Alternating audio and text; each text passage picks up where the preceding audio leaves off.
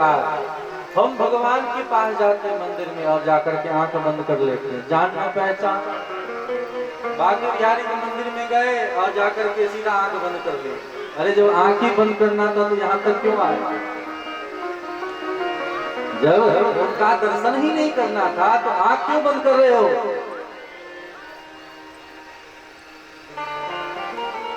इसलिए मठ मंदिर में जाकर के भगवान को निहारो, ये सीधे लौट जाओ ऐसा नहीं। भगवान को निहारो, भगवान की नजरों से नजरों को मिलाओ, भगवान की अधरामृत नैनामृत, भगवान के प्रत्येक अंगों को देखो, उनके चरणों को देखो, निहारो, बातचीत करो। जब बात करोगे भगवान से रिश्ता बनाओ, प्रेम की याचना करो, उनसे भगवान से प्रेम हो, और भगवान से प्रेम हो जाएगा तो भगवान से मांगने की जरूरत नहीं पड़ेगी। आज बड़े बड़े जगहों पर हम जाते हैं और जाकर के भगवान से कहते हैं मुझे ये मिल जाए, मुझे ये मिल जाए, तो देवी देवता भी कहते जान न पहचान है और हमसे मांग रहा है। भगवान कहते कि नहीं कहते? इसलिए भी कहीं भी जाकर के भगवान से कुछ मांगो नहीं, दोनों हाथ उठा दो, उठा करके बोलेंगे, क्या बोलेंगे? जय जय श्री राम। अगर इस ढंग से भगवान से प्रार्थना कर रहे हैं, हे प्रभु मुझे आपसे प्रेम कैसे होगा, तो सारा काम सब वस्तु अपने आप प्राप्त हो जाएगा।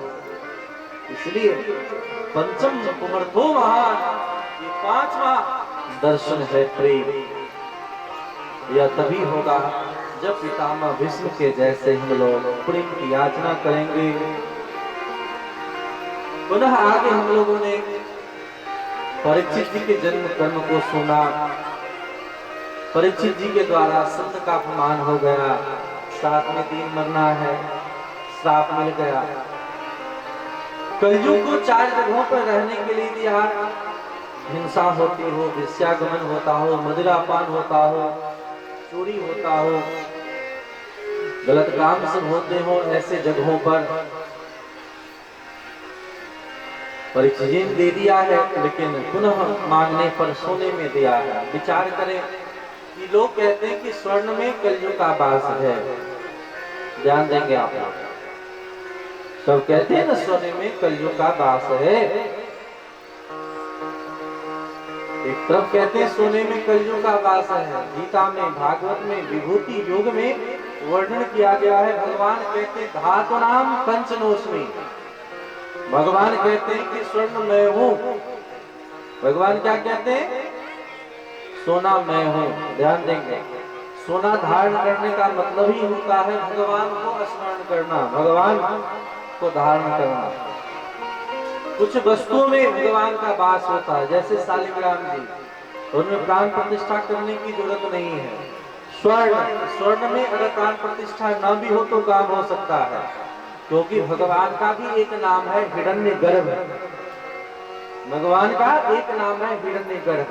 और आप सबको पता है कि शालिग्राम जी के भीतर, अब ये नहीं कि कहीं से चुरा लेना, शालिग्राम जी के भीतर सोना होता है, ध्यान देंगे। शालिग्राम जी के भीतर में स्वर्ण होता है। तो धातु नाम पंचनोश में, इसीलिए सोने का पहचान भी शालिग्राम से ही होती है। सोनार शालिग्राम को ही रख करके घिसता है, घिस करके देखता है, अगर घिस जाए तो असली सोना है, ना घिसे तो डुप्लीकेट सोना है। कहने का मतलब है अब किसे सच माना जाए? कलयुग स्वर्ण में निवास करता है कि भगवान है?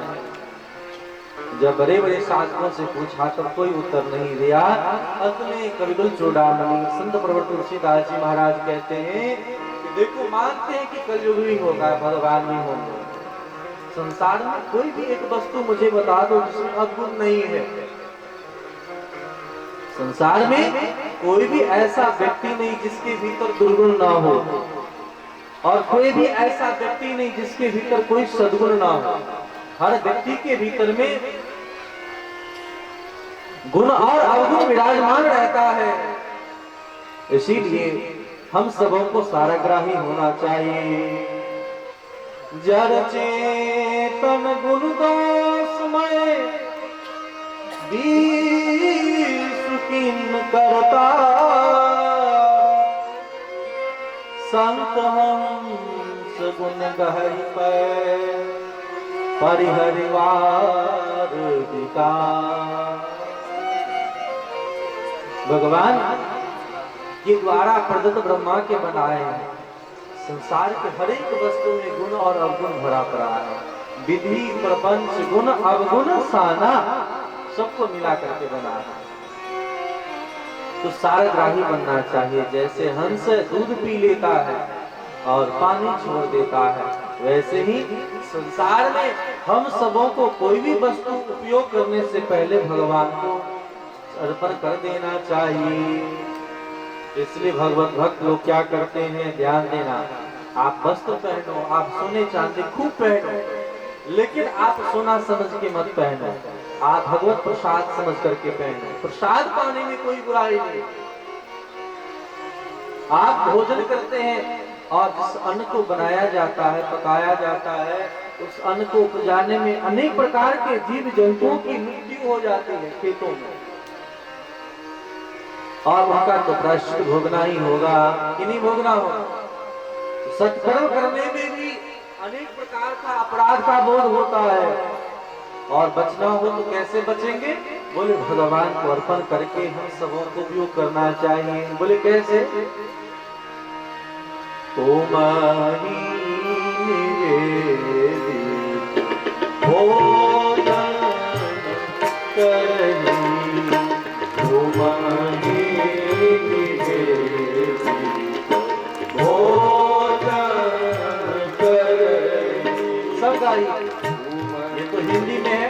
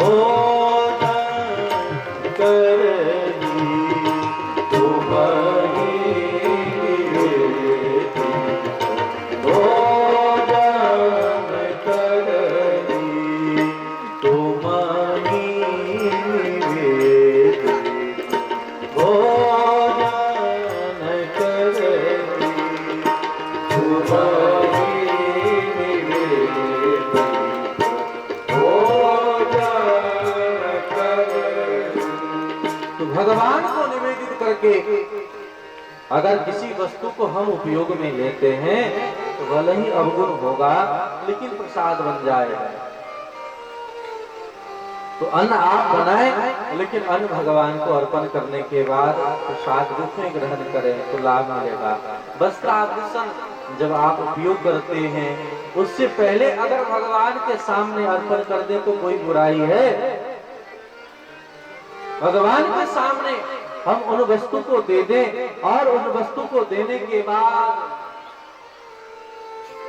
जब हम लोग उपयोग करेंगे तो काम बन जाएगा, फिर कोई दोष नहीं लगेगा। और ऐसे ही परीक्षित जी महाराज तो दोष तो लगा है, रात्रि में डर गए, रात्रि में ही आत्म कल्याण के लिए निकल गए। देखिए एक बात समाज में भ्रांति है कि लोग कहते महाराज हम कथा कब सुने, कोई मुहूर्त हो, कोई तिथि हो, कोई समय हो तो कथा सुना जाए। विचार करें, परीक्षित जी महाराज क्या समय का प्रतीक्षा किए कि रात्रि का समय है, रात्रि में कौन जाए, प्रातः काल होगा तो जाएंगे। बोले नहीं, रात्रि में जब आए और जैसे इनको सूचना मिली है कि 7वें दिन मेरी मृत्यु है, तत्काल निकल गए। तरीका कहावत है कि पंडित जी के घर में चोर घुस आया और सारा सामान चुरा करके चला गया। पंडित जी पंचांग उल्टा करके देखे तो पंचांग उल्टा करके देखते हैं तो मुहूर्त नहीं था रिपोर्ट लिखाने का, खाने में जाने का समय नहीं था। 10-12 दिन के बाद मुहूर्त आ रहा था, तो उन दिनों के बाद खाने में पहुंचा, थानेदार से कहा महाराज मेरे घर में चोरी हो गई। थानेदार ने पूछा कब? बोले 12-13 रोज पहले। बोले इतने दिन के बाद आए? बोले मैं ऐसे वैसे थोड़े हूँ, मैं तो पंडित हूँ, बिना पंचांग बिना मुहूर्त देखे मैं आगे नहीं बढ़ता। मैंने मुहूर्त देखा, उसमें मुहूर्त नहीं था, आज मुहूर्त बना है तो आज आया। थानेदार ने अपने लेखपाल को बुलाया, कहा देखो मुहूर्त है लिखने का। लेखपाल